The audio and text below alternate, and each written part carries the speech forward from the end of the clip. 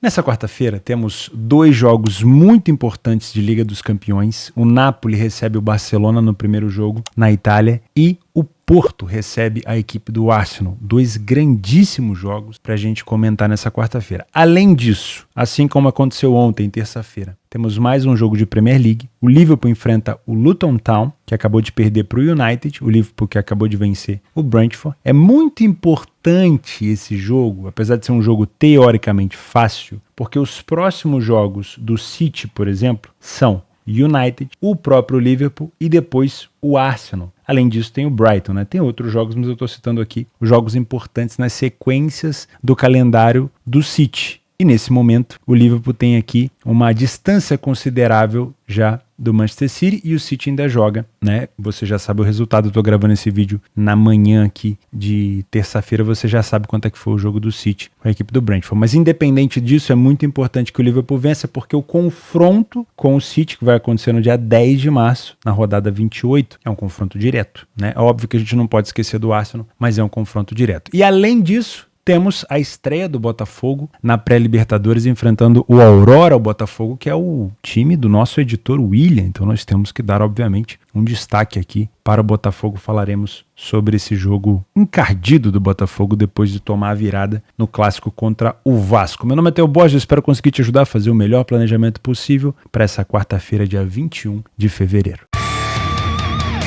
Começamos o nosso planejamento às 16h30 no jogo do Liverpool contra o Luton Town, primeiro colocado da Premier League contra o 18º, uma equipe obviamente mais acessível para o Liverpool enfrentar, e é por isso que nós temos aqui uma cotação bem mais esmagada para o Liverpool. Mas esse jogo ele tem um contexto, ele não é só o Liverpool é favorito, vitória do Liverpool e vamos embora para o próximo, não é só isso. Tá? A gente tem que entender um pouco do contexto. Primeiro contexto, esse jogo antecede uma final. O Liverpool vai enfrentar o Chelsea na final da Copa da Liga Inglesa, no dia 25 de fevereiro. Esse é o primeiro contexto. O segundo contexto é que o Liverpool tem vantagem aqui sobre o City. Você que está assistindo esse planejamento, você já sabe o quanto foi o jogo do City contra o Brentford. Muito provavelmente o City venceu. Se ele não venceu, temos uma zebra gigantesca, mas tudo bem. Vamos supor que ele tenha vencido, ele foi ali provavelmente a 56 pontos. É uma distância de 1 ponto para o Liverpool. No meio do caminho, antes de enfrentar o City, porque eles vão se enfrentar, Liverpool e City, se eu não me engano, no dia 10 de março. O City faz um derby de Manchester com o United. Então é muito importante que o Liverpool some a maior quantidade possível de pontos antes de enfrentar o City nesse clássico, ok? Então, segundo contexto. O terceiro contexto é que, cara, o calendário do Liverpool esse ano tá complicado. Você tem uma final de Copa da Liga Inglesa contra a equipe do Chelsea. O Liverpool tá vivo na FA Cup. O Liverpool tá esperando o adversário na Europa League. Afinal de contas, ele foi o líder do seu grupo. Então ele tá esperando o sorteio para começar as oitavas de final. Tá rolando o playoff ainda da Europa League. E o Liverpool tá na liderança da Premier League. Então, teoricamente, até que se prove o contrário, o Liverpool pode levantar aqui 4 canequitos na despedida do Klopp.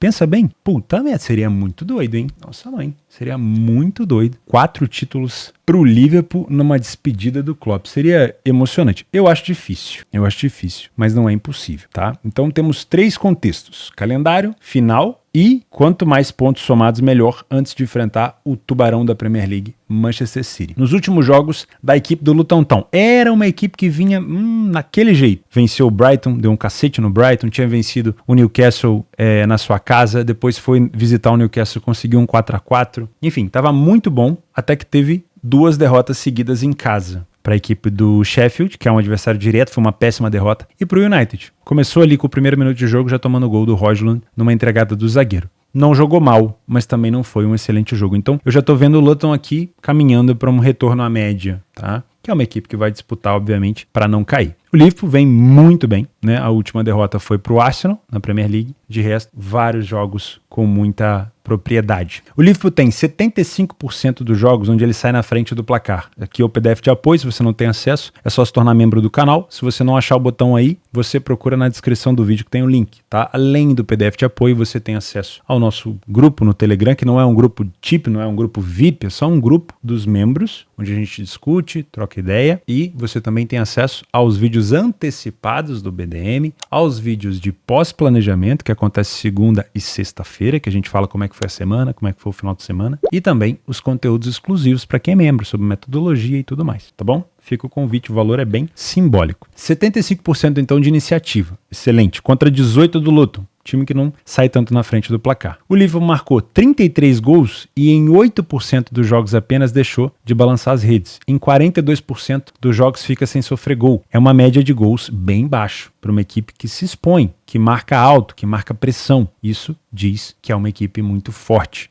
obviamente na recomposição. O Luton não deixou de sofrer gol em nenhum jogo, tem uma média de gols bem alta fora de casa e tem um ataque assim, vamos dizer, não é ruim, mas também não é bom, né? Primeiro tempo do Liverpool, mais gols marcados, quase o triplo, um pouco menos de gols sofridos, isso significa que a gente pode elogiar o Liverpool por ter poucos gols, isso significa que a gente pode talvez criticar o Liverpool por ter um pouco mais de gols ou elogiar o Luton porque ele tem pouco também. Então, sinceramente, eu prefiro elogiar o Luton Town, que tem quase a mesma quantidade de gols sofridos do que o líder do campeonato. O Liverpool não perdeu nenhum primeiro tempo e o Luton Town tem quase 40% de derrota e poucas vitórias. Então, é um primeiro tempo que tende a ser do Liverpool, dependendo do tipo de marcação, a gente vai falar disso. O segundo tempo não tem comparação. Enquanto o Luton Town chega a quase 60% de derrota, o time do Liverpool vai a quase 85% de vitória. Nenhuma derrota ainda, reduz o número de gols sofridos, aumenta o número de gols marcados, e aqui o Luton mais que quase triplica o número de gols sofridos, apesar de ter dobrado o número de gols marcados. É um Luton mais agressivo e também mais permissivo. A bola aérea das duas equipes é excelente. O Liverpool poderia ser melhor esse ano. O Liverpool tem jogadores altos capazes de decidir. Não sei se o Konaté vai estar disponível, mas o Van Dijk, se jogar, é um excelente jogador e não tem feito tantos gols de cabeça como já fez antigamente. O Luton é uma equipe que explora muito a bola aérea e a gente vai ver o Liverpool sofrendo em algumas situações de bola aérea aqui, tá? Então a gente tem que tomar cuidado. Só que qual que é o problema? O cobertor curto do Luton é bem curto mesmo. Aí é aquele tipo de cobrir o calcanhar e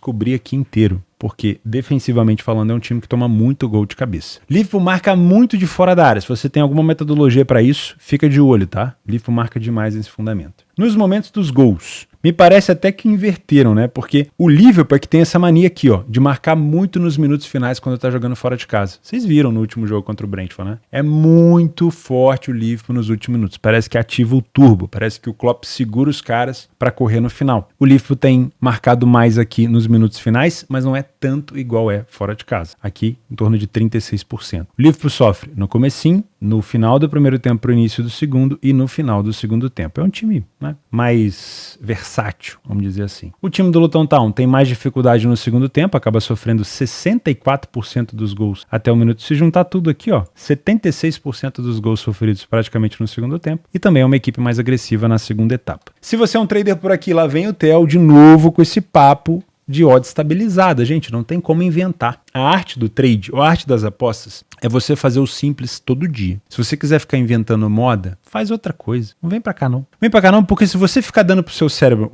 vários estímulos diferentes, dia após dia, toma estímulo, pá. Cara, você não vai saber lidar. E quando você não sabe lidar com uma situação aqui na nossa área, a primeira coisa que você faz é perder a noção do que você está fazendo. Então você erra na gestão, erra no método, erra no comportamento. Então eu prefiro vir aqui todo santo dia te lembrar do simples, porque o que eu faço nesse planejamento é um planejamento para mim também. Esse aqui é o meu planejamento de trabalho também. Eu não faço outro, eu não desligo a câmera e falo, opa, beleza, agora eu vou fazer o meu. Não, esse aqui é o meu. Então, quando eu falo para vocês, se você é um trader, eu estou assumindo, opa, eu sou um trader. O que eu tenho que fazer? Tal coisa. Ah, mas é a mesma coisa de ontem. Meu amigo, quer coisa diferente? Vai trabalhar em outro lugar. Aqui é para fazer o básico todo dia. E a ideia do planejamento é te lembrar que é o básico que funciona. É o arroz com feijão que funciona. Quer inventar moda todo dia? Não vai ganhar dinheiro no longo prazo aqui. É a arte de fazer o simples que pouca gente consegue. Por quê? Porque fica entediado. Quero algo novo, quero algo diferente. Beleza? Vai lá.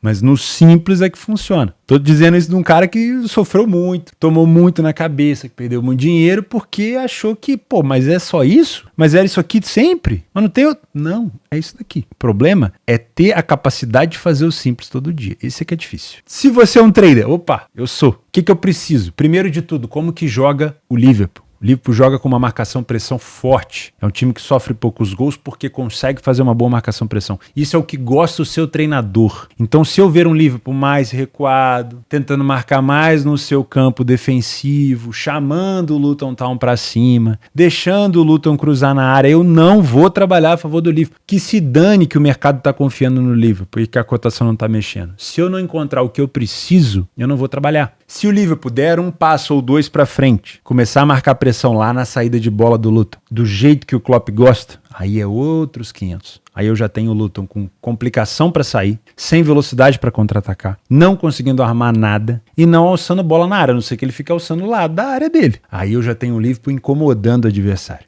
E se o Liverpool consegue recuperar a segunda bola com bastante frequência, aí eu tenho uma superioridade. E é aí que eu vou entrar no mercado. Simples assim. Ah, mas você fala isso todo jogo. Tu faz isso sempre? Tu faz isso em todo jogo? Ah, não, eu fico inventando moda, entendeu? Eu venho para procurar o que eu preciso sempre. Se eu não encontro, eu fico de fora. Se eu encontro, eu entro no mercado. Acabou. O problema é que a gente encontra algo diferente, às vezes, e pensa, como que será que eu posso trabalhar em cima do que está acontecendo agora no jogo? Mas não era o meu planejamento. Não tá nem aí. Ele quer trabalhar, ele quer clicar. O dedo nervoso não pode ficar quieto. Então, se não estiver acontecendo o que eu quero, eu vou ficar de fora. Show? Como que eu exploro a estabilização do preço sendo um trader no mercado esportivo? Faz o meu curso aqui embaixo. Você vai entender sobre peso do dinheiro, estabilidade, mobilidade, expectativa, realidade. Não é difícil, só que é feito para quem não tem preguiça de aprender, beleza? Então faz aí, que é de graça. Nem cadastro você vai precisar fazer. Quero nem saber seu nome, só faz aí, beleza? E usa o link aqui embaixo da Betfair, minha parceira, para você ganhar o bônus de reembolso para exchange. Não existe bônus no mercado desse jeito sem rollover. Só esse daí da Betfair. Se tivesse rollover eu ia falar. Você sabe que comigo não tem papo na língua. Esse aí não tem. Então você vai aprender a fazer trade, vai cometer erro, vai perder dinheiro e vai ser reembolsado nas primeiras 5 semanas até R$200. Sem rollover, tá? Sem pegadinha. E eu tô cobrando a Betfair mais bônus para exchange, para as bolsas esportivas que a gente tem na Betfair. Tem que ter mais bônus. Não é por quê? O trader vai ter preconceito agora? Só vai olhar pro Panther. Nada contra os Panthers, mas vamos olhar para nós também, né? Se você é um Panther, essa cotação de 1,20 do livro tem valor? Depende. Depende do quê? Da tua metodologia. Eu acredito que não. Nesse longo prazo, nessa odd estipulada aí, eu acho que não. Não acho que você vai ganhar dinheiro a 1,20 no livro.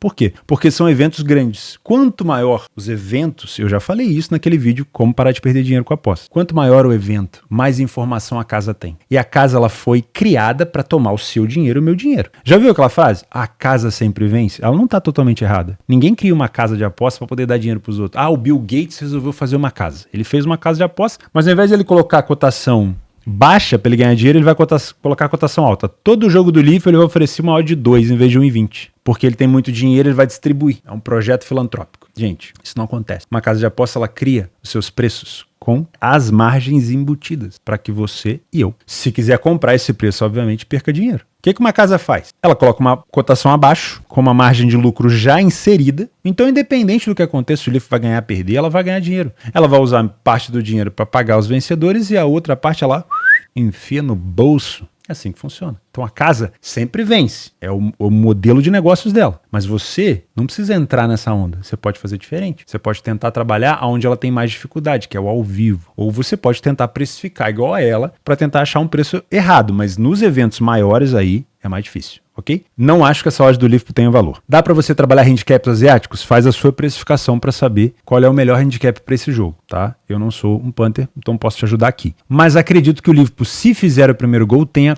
competência para conseguir fazer mais, tá? O Luton Town fora de casa, ele sofreu 4 do Newcastle, 1 do Everton, 1 do Bolton, 1 do Burnley e 2 do Sheffield. E é um time que marcou em todos os jogos, então eu não duvido aqui que o Luton consiga pelo menos marcar um golzinho no Liverpool. Eu não acho ruim esse 2,5, mas essa cotação, ela é horrorosa. Eu gostaria desse 2,5 próximo de 2. Dependendo do jogo 1-0, o Liverpool na frente, indo para o segundo tempo, essa cotação beirando 2 pode ser interessante, tá? Agora, essa cotação de 1,30 não acho legal. Então, gosto do 2,5. Para quem fala, o Theo tá sempre em cima do muro. Eu quero trabalhar o 2,5, mas eu preciso que esse jogo me dê, de fato, as oportunidades, principalmente na cotação. Tá? É provável que o Liverpool vença aqui, é provável que ele cumpra até handicap, mas eu não duvido desse Luton Town, um time cascudo, tá? Se marcou 4 no Newcastle e o Newcastle é chato, não duvido que ele possa marcar aqui contra o Liverpool. Então, se ele tende a marcar, se o Liverpool não fazer o primeiro gol, se ele sofrer primeiro, você pode ter aqui uma oportunidade de trabalhar a favor da virada do Liverpool. Ou se o Liverpool estiver empatando o jogo até os 70 e blau minutos, você pode tentar buscar uma vitória do Liverpool com uma cotação mais alta. Aí sim são cenários melhores do que você abraçar quentinho essa cotação de 1,20, onde a casa de aposta está te chamando, porque ela sabe que ela vai ganhar dinheiro. Beleza?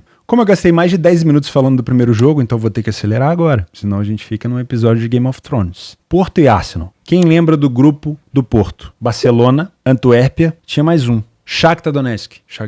Grupo do Arsenal. PSV, Arsenal, Lens, pode ser Lens, e tinha mais um. PSV, Arsenal, Lens, e tinha mais um. E eu esqueci.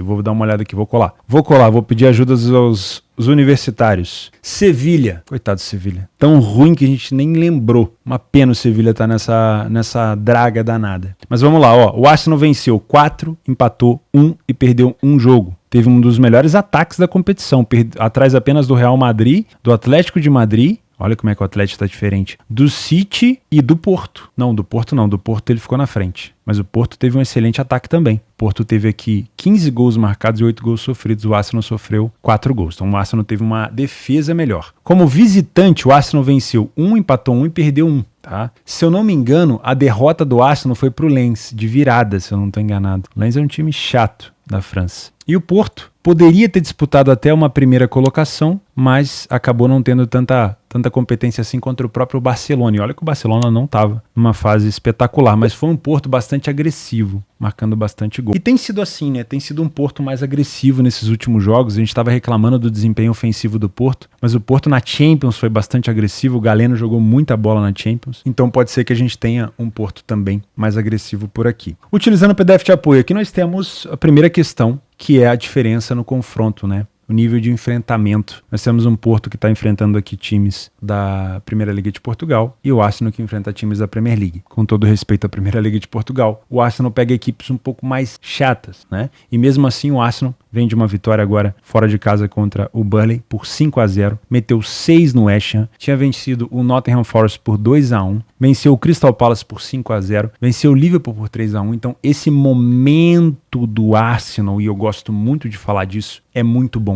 E aí o emocional do jogador melhora, o jogador tenta algo diferente, o jogador tá na composição física, além da composição física, emocionalmente ele tá muito bem. Se fosse aqui, ó, depois desse momento ruim, seria melhor pro Porto, mas não é. É num momento muito bom. Então o fator extracampo também conta. O fator emocional também conta bastante. O Porto saiu na frente em 73% dos jogos, falhou pouco em marcar, marcou menos gols do que o Arsenal, mas sofreu menos gols. O nível de enfrentamento do Porto, obviamente, é diferente. O Arsenal tem bastante iniciativa e isso conta muito. O primeiro tempo do Arsenal não tem tantas vitórias, mas tem poucas derrotas e tem quase o dobro de gols marcados do Porto. Você vai se lembrar dos últimos jogos do Arsenal, principalmente fora, de ser um time muito agressivo no início. Mesmo que ele tome virada no segundo tempo, ele é muito agressivo no primeiro tempo, mas não tem um número de vitórias tão grande. No segundo tempo, as duas equipes chegam a mais de 60% de vitória. O Arsenal melhora no seu poderio ofensivo, continua superior ao Porto e tem aqui um nível de defesa razoável. O Porto também continua tendo um nível de defesa razoável. Se fosse para comparar só a estatística, era realmente um jogo totalmente parelho. Mas não é só estatística, né? Tem nível de enfrentamento diferente e hoje o Arsenal, tecnicamente, me parece um time talvez um pouco melhor. Isso não quer dizer que ele não possa se complicar, tá? Nas características de gols, que eu atualizei ontem, isso aqui tá fresquinho. O Arsenal tem 12 gols marcados de cabeça. O Porto não toma tanto gol de cabeça, mas o Arsenal faz bastante. Isso quer dizer que, mesmo o Porto não tomando tanto, a gente tem que entender que o nível de enfrentamento dos ataques que o Porto enfrenta é diferente. Poucas vezes a gente vai ver o Porto tomando tanto escanteio. E, teoricamente, com menos escanteio contra a posição, menos gols de cabeça o Porto vai tomar, né? Já o Arsenal cria bastante, então ele tem condição de criar esses escanteios contra o Porto, essas bolas paradas. Então talvez o Porto não tenha tomado tanto gol de cabeça justamente porque os adversários do Porto não têm criado tanto, mas o Arsenal talvez seja capaz de fazer isso, tá bom? As duas equipes finalizam muito bem de fora da área. Em jogos de Champions como esse, como nas defesas estão bem ligadas, a finalização de fora da área pode ser uma situação interessante. O Porto é uma equipe que toma 60% dos gols nos minutos finais. A gente tem que tomar um pouco de cuidado com isso, mas é uma equipe que marca bastante nos primeiros minutos e nos últimos minutos de jogo. O Arsenal toma mais gols aqui no meio do jogo, quando joga fora de casa, e acelera bastante no final do primeiro tempo para o início do segundo. Aqui, se você é um trader, é um jogo muito mais cauteloso.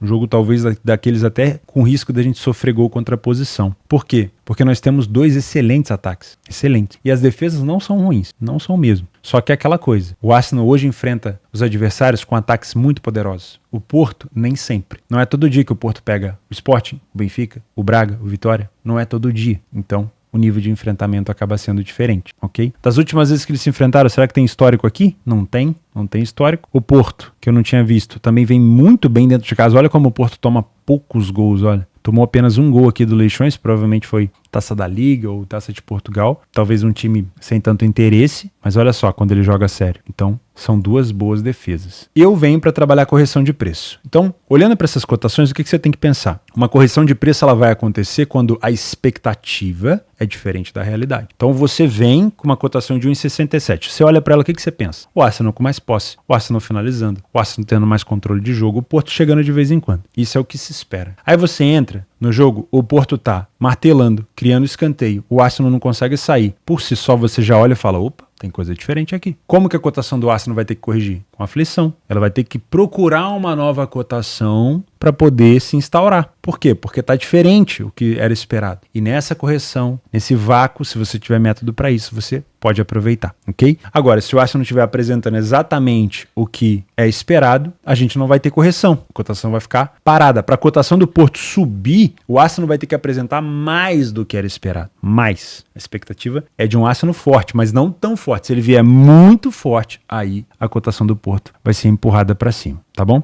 Eu venho para trabalhar correção. Se você é um punter, eu vejo valor num jogo para pelo menos 2 gols, porque eu gosto muito dos ataques, apesar das defesas serem muito boas. Mas essa cotação aqui não é uma cotação que vai me dar dinheiro no longo prazo. Então eu preciso esperar essa cotação melhorar, ou para pegar no 0-0, ou para pegar no final num jogo 1-0, por exemplo. Tá? Eu gosto muito desse cenário de 2 gols. Um cenário de 2 gols e meio, que já está com uma cotação muito boa, ela só me agrada se uma das duas equipes estiver com 2-0 no placar. Porque aí você tem a outra equipe que está perdendo sendo forçada a sair para o jogo, tá bom? Não duvido disso aqui, ó, de um ambas marcam. Não duvido. O Porto não tá de bobeira. Eu acho sim que o Arsenal tem condição de se complicar nesse jogo. Nesse jogo. O Porto não tá de bobeira. Tá? Se você quiser trabalhar algo a favor do Arsenal, como essa cotação do Arsenal já está meio esmagada, você pode tentar esperar talvez um Porto na frente para buscar uma dupla chance, ou quem sabe um Arsenal ali empatando esse jogo no final. Eu não trabalharia a favor do Arsenal, eu não venho com esse intuito. Eu acho que é um jogo para pelo menos 2 gols e eu não duvido que o Porto possa marcar gols aqui na equipe do Arsenal. Também às 5 horas nas oitavas da Champions, a equipe do Napoli recebe o Barcelona na sua casa,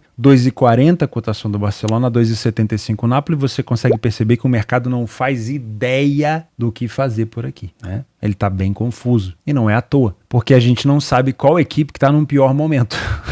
Eu acho que esse jogo tá nivelado por baixo. É claro que ao longo do caminho, quando saiu o sorteio, o Barcelona acho que estava numa pior. E aí a gente olhava e falava, Barcelona não passa, hein? Vai ser difícil. Mas aí o Napoli foi entrando numa espiral de merda também, que eu vou te falar. O último jogo do Napoli, o Napoli de novo se complicou contra o Genoa, já tinha se complicado contra o Milan, já tinha se complicado contra a Lazio, já tinha tomado o cacete do Torino, não venceu o Monza, perdeu da Roma. A gente está falando do atual campeão da Série A. É isso que a gente está falando. Por isso que da Inter também, né? Perdeu a Supercopa da Itália. Por isso que eu falei do Milan, da Roma, da Lazio, porque o Napoli na temporada passada ele batia em todo mundo. Nessa temporada, o Vitor Kvaratskhelia ele cisca, ele é fominha. E olha que, eu acompanho o Kvaratskhelia há muito tempo. Eu gosto bastante dele, mas nesse momento, sozinho ele não tá dando conta. O Osimhen, que estava na seleção da Nigéria, talvez volte para esse jogo, eu não tenho certeza. No último jogo jogou o Simeone de novo, se eu não estou enganado. Mas não é um Napoli que passa tanta confiança. E o Barcelona, com todo respeito, por mais que tenha vencido o Celta com gol no último lance, venceu o Alavés, empatou com o Granada. Gente, se você puxar a ficha criminal do Barcelona nesses últimos jogos, pelo amor de Deus. O Barcelona toma gol de quase todo mundo. Vamos listar aqui de quem o Barcelona não tomou gol. Do Osasuna, parece replay, né? E só nos últimos 10 jogos o Barcelona só não tomou gol 2 vezes do Osasuna. Provavelmente um jogo de Copa e um jogo de La Liga, ou um jogo de, sei lá. Pelo amor de Deus, gente. Essa defesa do Barcelona é uma mãe. O Barcelona ficou num grupo com o Porto, o Shakhtar e o Antuérpia, e o Barcelona conseguiu perder do Antuérpia, ofereceu ao Antuérpia a primeira vitória no último jogo, conseguiu tomar gol do Shakhtar. O Shakhtar fez gols no Estádio Olímpico, fora de casa, o Shakhtar venceu o Barcelona em casa. Então, sinceramente, é um Barcelona hoje, melhorou um pouquinho? Melhorou um pouquinho, mas ainda é um Barcelona difícil de confiar, por isso que o mercado está nessa complicação toda para definir uma cotação. Utilizando o PDF de apoio, aqui, La Liga e Série A. Como vocês sabem, o Napoli dentro de casa não tem tido iniciativa. A maioria dos jogos o Napoli sofre primeiro para depois buscar recuperação. Foi assim contra uma porrada de gente. Essa última vitória do Napoli agora, contra a equipe do Verona, tomou primeiro, foi buscar a virada no final. Contra o Genoa tomou primeiro, fez um gol no final, mas não conseguiu buscar a virada. Não é fácil, não tá fácil a vida do Napoli. O Barcelona tem tido um pouco mais de iniciativa. Em quase 60% dos jogos saiu na frente. Falhou pouco em marcar, mas tem sofrido gols em todo o jogo. A média de gols sofridos praticamente do Barcelona e do Napoli são iguais. O Barcelona marca um pouquinho mais. Nenhuma das duas equipes se destaca no primeiro tempo. Eu canso de analisar o Barcelona aqui com vocês e canso de criticar o Barcelona no primeiro tempo. Não é uma equipe que tem iniciativa, não é uma equipe que consegue ter tanto domínio. Então pode ver o mesmo número de gols marcados e sofridos. Mesma coisa vale para o Napoli. Quando você vê a equipe marcando e sofrendo a mesma quantidade de gols, é uma equipe que não passa segurança. O Napoli até perde pouco, mas não vence muito. No segundo tempo, o Barcelona melhora, o Napoli também, mas o Barcelona melhora mais. Reduz para 0 o número de derrotas, vai a quase 70% de vitórias, e aí consideravelmente dobra o número de gols marcados. Reduz até um pouquinho o número de gols sofridos. O Napoli aumenta o número de gols marcados, quase dobra, mas também quase dobra o número de gols sofridos. Então é um cobertor curto. A bola aérea do Barcelona é relativamente boa, também não é essa Brastemp toda. Tem gols de escanteio e o Napoli tem sofrido esses gols aí de bola parada. Então é bom tomar um pouco de cuidado. As duas equipes são boas na finalização de fora da área. O Napoli tem buscado muito resultado no finalzinho. Então não duvido, por exemplo, do Napoli atrás do placar tentando buscar empate no final. Só que aí você se expor contra o time do Barcelona é complicado, porque o segundo tempo do Barcelona é acelerado. É acelerado. Então o Barcelona pode punir o Napoli numa exposição aqui. O Napoli toma bastante no final, então esses últimos minutos de jogo, quem sabe, podem reservar pra gente aqui bons momentos de trabalho. Se você é um trader, preciso nem te falar, isso aqui é um jogo para você não trazer nenhum tipo de expectativa, nenhum tipo de viés. Vamos esperar o que o jogo demonstrar pra gente, se é que a gente vai ter, se o mercado tá esperando um jogo parelho e o jogo vier com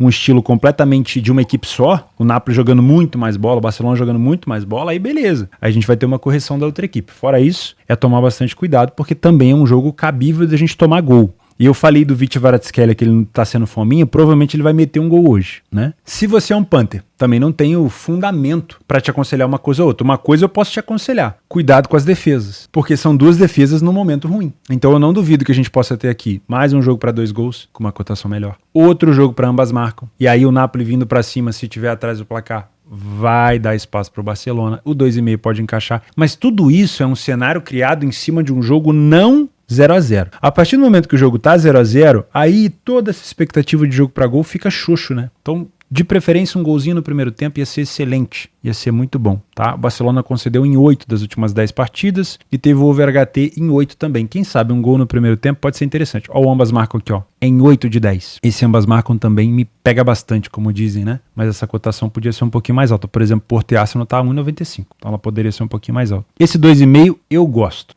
Uma cotação mais alta seria interessante. Lógico que o placar desempatado, tá bom? Como não temos favorito, não vou criticar ninguém. Pra mim, aonde cair essa batata quente aí tá valendo. Porque nesse momento, acho que se for sinceramente, nesse momento nenhuma das duas equipes merecia passar, né? O Shakhtar talvez fizesse um bom papel aí nessas oitavas, mas ele foi sacado. Nas opções de jogos extras, nós temos o Al Nassr fazendo o jogo da volta na FC Champions League. Pra quem gosta de trabalhar, pode ser interessante. Cristiano Ronaldo deve estar por ali também.